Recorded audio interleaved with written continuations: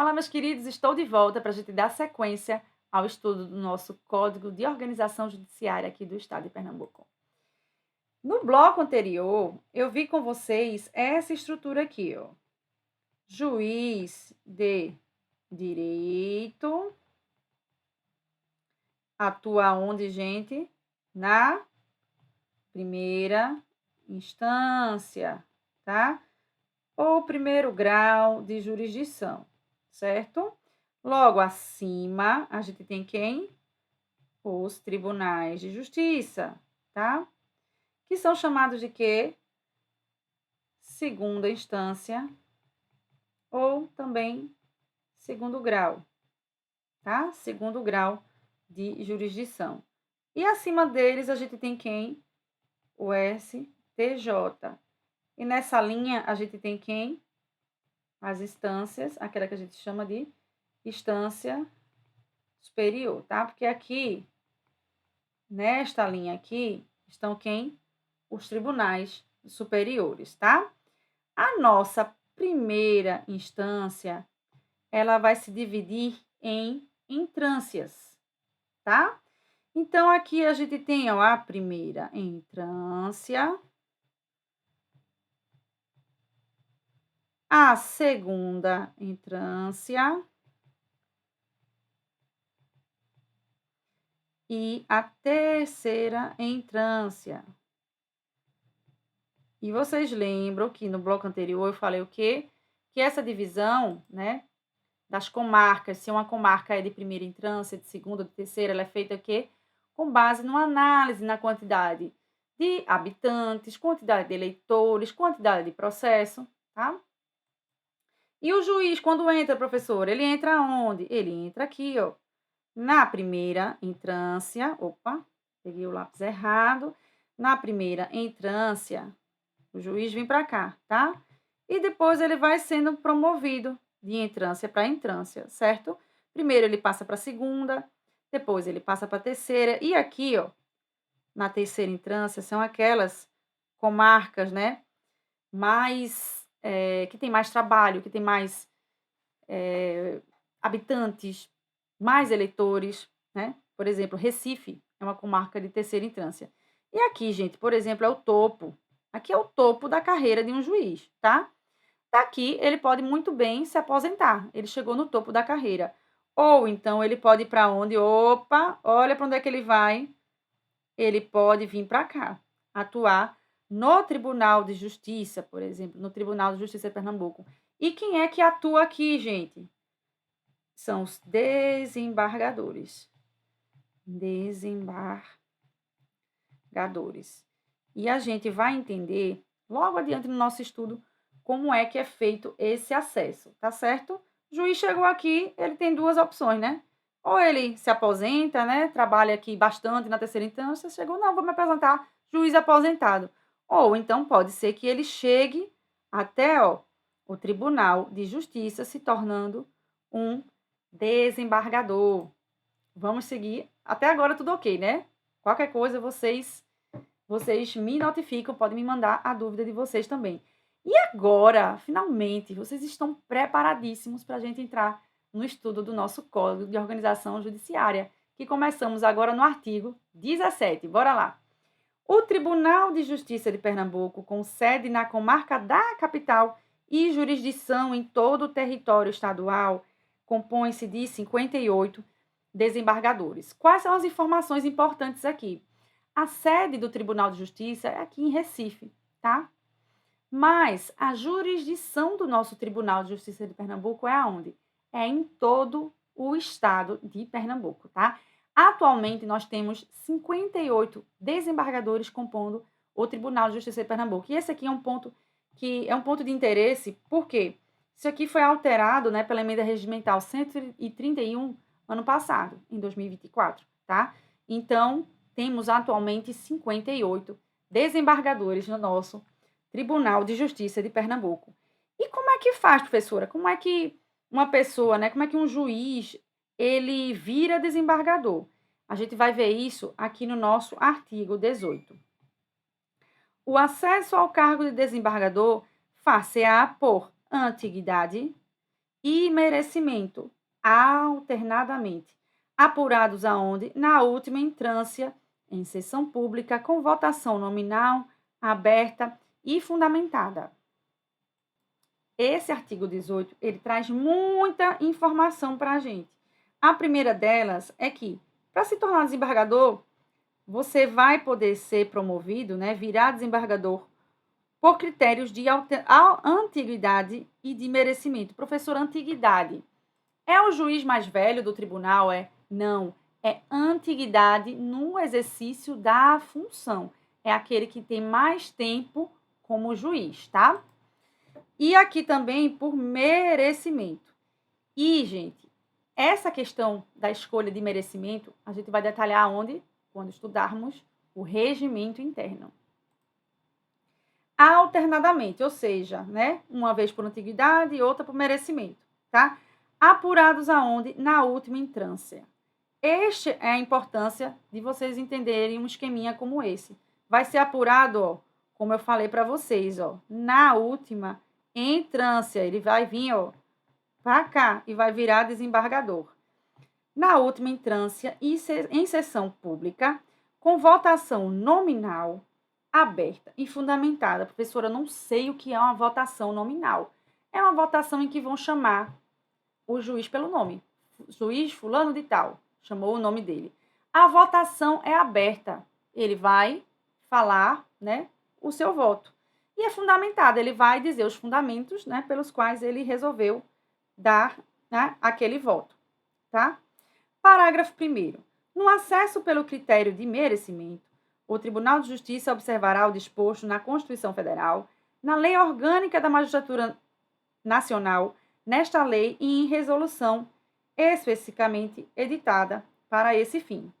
Parágrafo 2º. O juiz mais antigo somente poderá ser recusado pelo voto nominal, aberto e fundamentado de 2/3 dos integrantes do Tribunal de Justiça, conforme procedimento próprio e assegurada a ampla defesa. Esse parágrafo 2º, ele é bem importante para a gente, tá? Porque ele fala que o juiz mais antigo, ele poderá ser recusado, tá?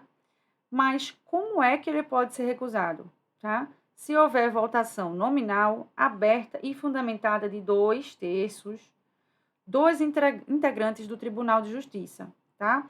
Isso aqui a gente vai ver detalhadamente no estudo do nosso regimento interno. Mas entendam que é um quórum bem alto, tá? Estamos falando aqui de 2/3 do Tribunal de Justiça é que vai poder recusar a promoção por antiguidade desse juiz, tá? Desse juiz mais antigo, ok? Então, recapitulando o que já estudamos anteriormente, temos o seguinte: o acesso ao cargo de desembargador, ele far-se-á como, gente? Por antiguidade e merecimento, alternadamente, tá?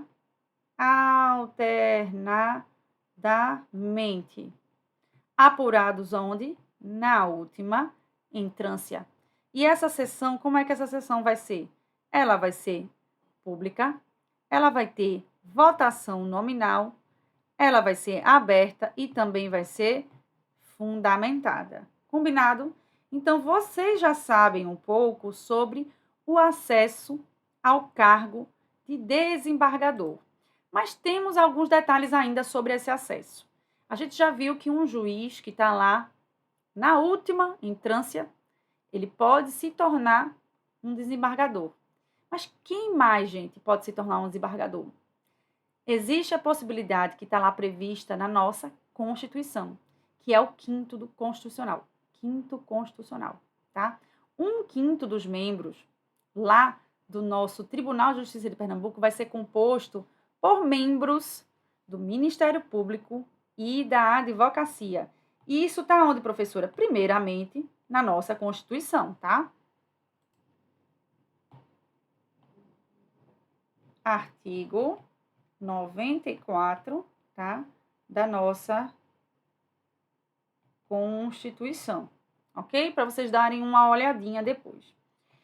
1/5 dos lugares do Tribunal de Justiça de Pernambuco será composto, alternadamente, de membros do Ministério Público, com mais de 10 anos de carreira, e de advogados de notório saber jurídico e reputação ilibada, com mais de 10 anos de efetiva atividade profissional, indicados em lista sextupla pelos órgãos de representação das suas respectivas classes. Então, aqui a gente já sabe, né, que membros do Ministério Público e também da advocacia poderão um dia se tornar desembargadores. Vamos seguir adiante. Parágrafo 1º. Quando for ímpar o número de vagas destinado ao quinto constitucional, uma delas será alternada e sucessivamente preenchida por membro do Ministério Público e por advogado, de forma que também sucessiva e alternadamente os representantes de uma dessas classes superem o da outra em uma unidade. Então, se for uma quantidade de vagas que seja par, vai ser né? Um do Ministério Público, um da advocacia, um do Ministério Público, um da advocacia.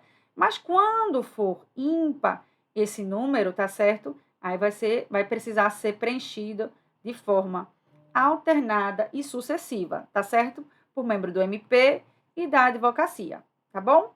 Parágrafo 2º. Recebida a indicação, o Tribunal de Justiça formará o quê? Lista tríplice, enviando-a ao governador do estado, que nos 20 dias subsequentes escolherá um dos seus integrantes para a nomeação, tá? E aqui eu sei que ficou, né, foi muita informação, mas eu trouxe aqui essa tabelinha para a gente entender melhor. Segundo o nosso Código de Organização Judiciária, tá? É necessário apenas para o Ministério Público mais de 10 anos na carreira. Aí você me pergunta, professora, ele não vai precisar ter notório saber jurídico e reputação ilibada? Vai, tá certo? Claro que vai, porque isso aí é fundamental para qualquer pessoa que almeje, né, alcançar o cargo de desembargador. Porém, no nosso texto legal, ele fala apenas de mais de 10 anos de carreira. E na OAB é que fala notório saber jurídico e reputação ilibada, e também mais de 10 anos de efetiva atividade profissional. Então, a nossa lei, ela dispõe exatamente desse jeito, tá certo? Então, a gente sabe que precisa para o Ministério Público também, mas na nossa letra de lei tá desse jeitinho, a gente respeita do jeito que tá, certo? Basicamente, o que eu quis dizer ali com tudo isso foi que 1/5 dessas vagas, né, lá do Tribunal de Justiça de Pernambuco, vão ser ocupadas por membros de quem? Do Ministério Público e da OAB, ou seja, membros do Ministério Público que atendem esse critério aqui, ó, mais de 10 anos de carreira, ele vai poder se tornar um desembargador, tá? E também membros da OAB, tá? Que tenham notório saber jurídico e reputação ilibada, também vão poder. Cada órgão desse, o MP e a OAB, vai criar uma lista, que a gente chama de lista sextupla. O que é uma lista sextupla, professora? É uma lista com 6 nomes. Aqui vai estar o João, vai estar o José, vai estar a Maria, vai estar a Paula e outras pessoas, tá certo? E o que é que vai fazer? Depois de transformar essa lista em lista sextupla, segue para quem? Para que o TJ transforme essa lista em lista tríplice. Então, ele vai transformar, o TJ vai receber essa lista e vai transformá-la em lista tríplice. Depois que ele criar uma lista com apenas 3 nomes, o que é que vai fazer? Ela vai seguir para que a governadora do estado escolha o próximo desembargador em 20 dias. Artigo 22. Os órgãos do Tribunal de Justiça são os definidos no seu regimento interno, que estabelecerá a sua estrutura e funcionamento. Nós vamos estudar isso daqui na parte de regimento interno, tá?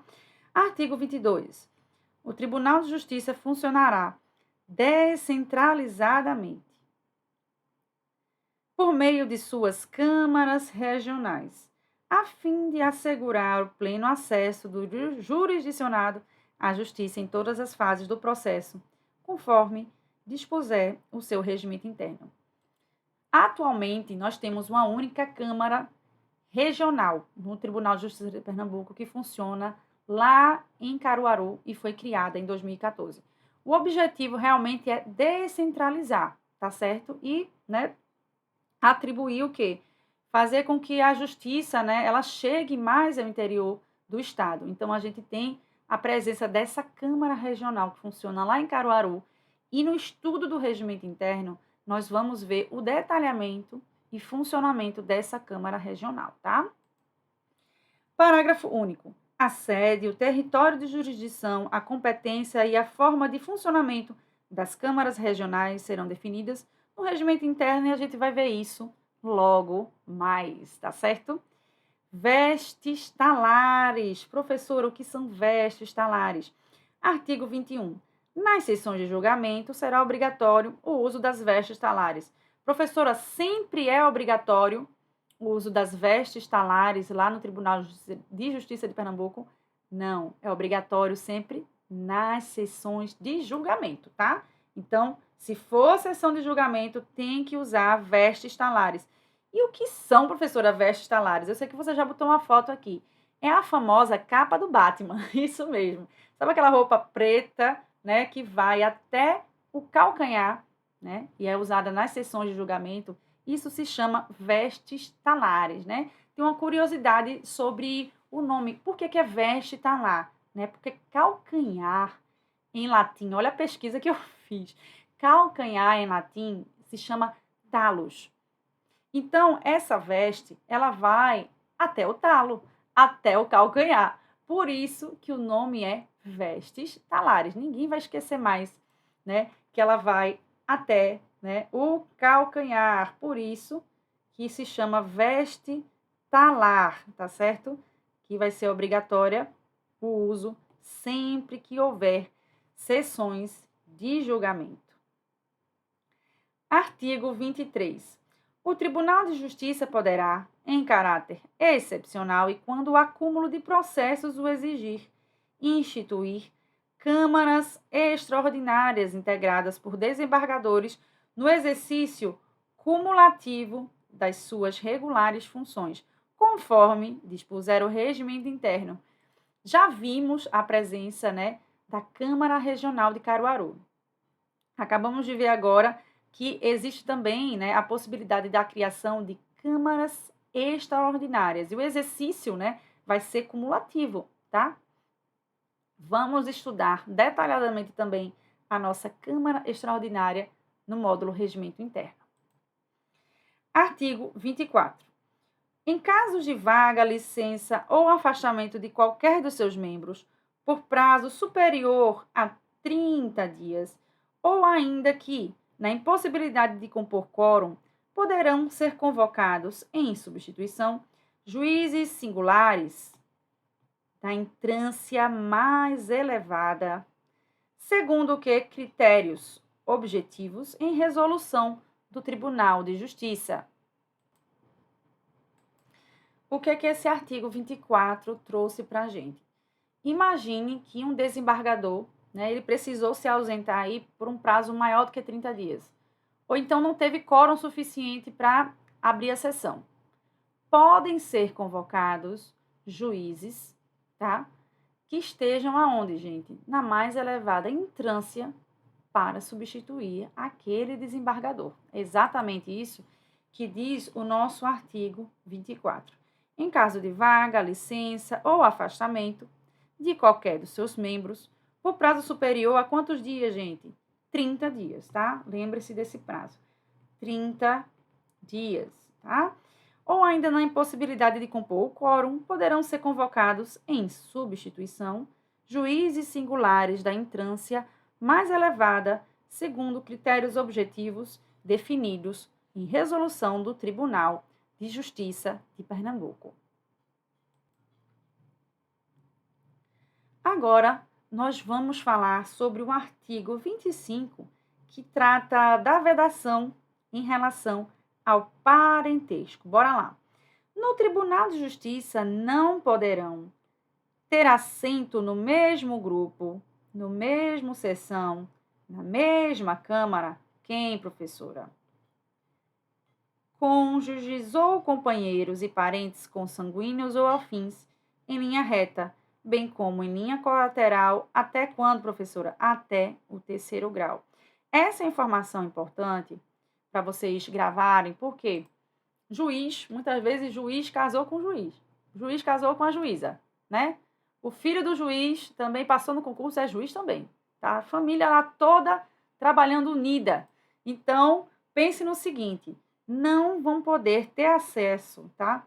Ter assento no mesmo grupo, seção ou câmara, cônjuges ou companheiros e parentes, consanguíneos ou afim em linha reta, bem como em linha colateral, até quando, gente? Terceiro grau, tá certo? Parágrafo único. Nas sessões de julgamento, o primeiro dos membros mutuamente impedido que votar excluirá a participação do outro no julgamento. Então, basicamente, né, o que o parágrafo único disse para a gente é que sempre que um deles proferir o voto, o outro estará impedido de participar desse julgamento, tá certo? Então, vamos relembrar aqui. Cônjuges, companheiros ou parentes consanguíneos e afins, seja ele em linha reta ou colateral, até aonde, professora? Até o terceiro grau, eles não vão poder ter assento no mesmo grupo, na mesma sessão ou na mesma Câmara. Combinados? Estamos combinados até agora? Espero que sim. Eu volto no próximo bloco e nós vamos iniciar o estudo da parte diretiva. Vamos ver quem é que está à frente da direção e quais são os cargos, né, que estão à frente da direção do nosso Tribunal de Justiça de Pernambuco. Te encontro na próxima aula. Até mais.